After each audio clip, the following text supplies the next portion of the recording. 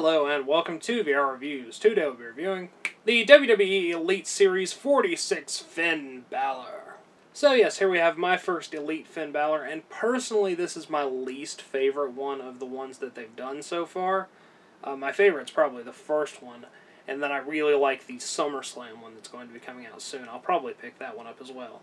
But it is still a really cool figure, and if you are a fan of this particular paint design, it's certainly something worth picking up. Now let's go ahead and zoom in for the articulation, sculpt, paint details, all those sorts. Alright, starting off with a quick size comparison, of course here we have Finn Bálor. Here's our standard Marvel Legends 6-inch Cosmic Armor Iron Man and 3 3/4-inch Marvel Universal Wolverine. Of course, WWE Elite figures are generally bigger than standard 6-inch scale figures, and of course much bigger than 3 3/4-inch scale figures. Now let's get everything else out of here and just look at Finn Bálor. Alright, moving on to our 360 spin. Like I said, this design is my least favorite of the one they've done so far, and it's mostly because there's just so much going on with it. I think it's a bit over the top, but it is executed well, so if you do like this particular paint design, I think you'll probably like this figure. Most of his upper body is just all black, and then it's got the teeth for the lower jaw. He's got his abs sort of outlined, and then a little bit of skin on the sides of his body and stuff, and all the little red markings and things. On the back, he's got a big design. I can't tell if it's meant to be a dragon or like an Oni sort of thing, but it seems like it's one of those two sort of things.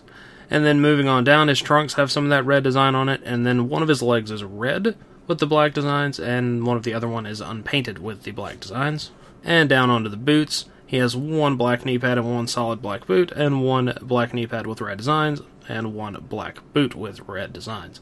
So, like I said, if you like this design, I think it's pretty well executed, even though body paint doesn't translate into figure paint quite right, so it looks a bit not realistic, I suppose. But for the most part, I think if you do like this design, it probably looks pretty good.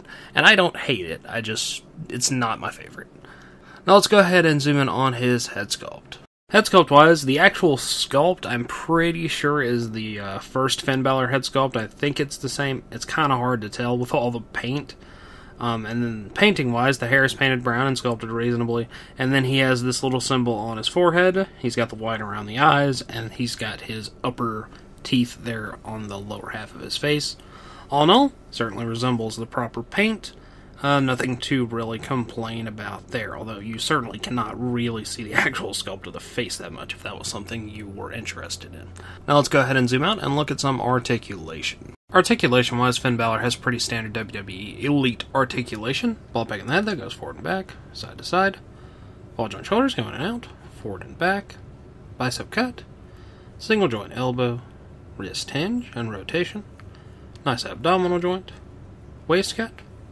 Hips going in and out, forward and back, upper thigh cut, double jointed knees, boot rotation, and hinge and pivoting in the ankles. So you should be able to get him into pretty much all the poses you are used to getting your WWE Elite figures into.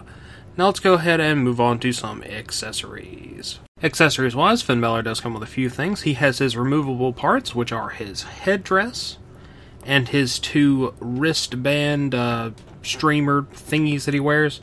The streamer thingies are really stiff, and they also don't stay on very well, but other than that, both of these pieces are very useful in recreating his entrances and stuff, and I'm pretty much always going to have him wearing them, so they're certainly a good thing to have.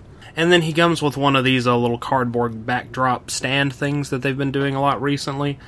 It's got sort of a ring corner thing in it, and while I appreciate that they're giving us foot peg bases, I really don't feel like the whole cardboard backdrop thing is necessary, but some people might like it, and I'm not going to complain much about having extra stuff. Now that wraps it up for Finn Bálor and all of his accessories, so let's move on to the packaging.